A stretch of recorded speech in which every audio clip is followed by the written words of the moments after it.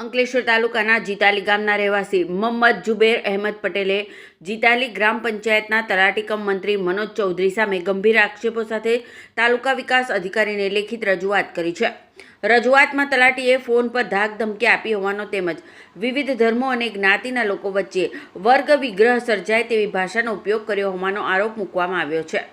મોહમ્મદ જુબેર અહેમદ પટેલના જણાવ્યા અનુસાર તેમના સગા કાકા અને વરિષ્ઠ નાગરિક અયુબ ગુલામ હુસેન પટેલના મકાન સામે આવેલી સ્ટ્રીટ લાઇટ છેલ્લા 4 મહિનાથી બંધ હતી। આ અંગે ગ્રામ પંચાયત સમક્ષ અનેક વખત મૌખિક તેમજ લેખિત રજૂઆતો કરવામાં આવી હતી। તેમ છતાં સમસ્યાનું નિરાકરણ ન આવતા તારીખ 18 જૂન 2026ના રોજ રાત્રે તલાટી કમ મંત્રી મનોજભાઈ ચૌધરીએ ફોન કરીને ગાળો આપી ધમકીઓ આપી હોવાનો આક્ષેપ કરવામાં આવ્યો છે।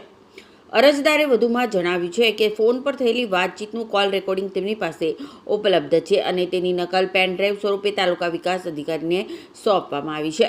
અરજદારે દાવો કર્યો છે કે તલાટીના શબ્દો અને ભાષાથી તેમની ધાર્મિક લાગણીને ઠેસ પહોંચી છે। આ સમગ્ર મામલે અરજદારે તલાટી સામે ખાતાકીય તપાસ નીમવાની તથા દોષિત ઠરે તો સસ્પેન્શન અને ડિસમિસલ સહિતની કાર્યવાહી કરવાની માંગ કરી છે। હું મોહમ્મદ જુબેર અહેમદ પટેલ, મારે રહેવાનું જીતાલી ગામમાં। અમે તલાટીશ્રીને છેલ્લા 5 થી 6 મહિનાથી એક અરજી કરતા હતા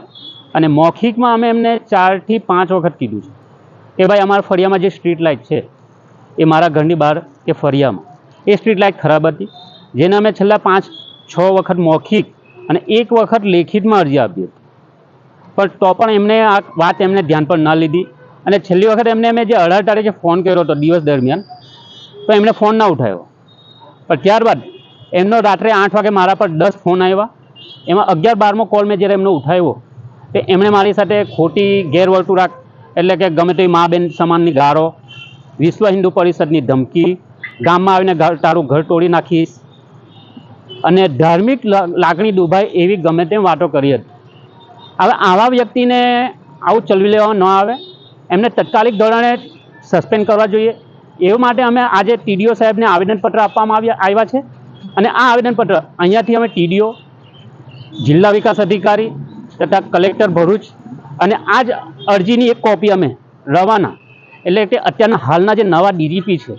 GS મલિક સાહેબને પણ અમે આ અરજી મોકલીશું કે જેને આની ઉપર કાયદાકીય પગલાં ભરવામાં આવે અને તાત્કાલિક ધોરણે આ માણસને સસ્પેન્ડ કરવામાં આવે, જેથી કે આ બીજા કોઈ વ્યક્તિ આ ગામમાં બીજા કોઈ ગામમાં જઈ અને આવું ગેરવર્તણૂક કોઈની સાથે કે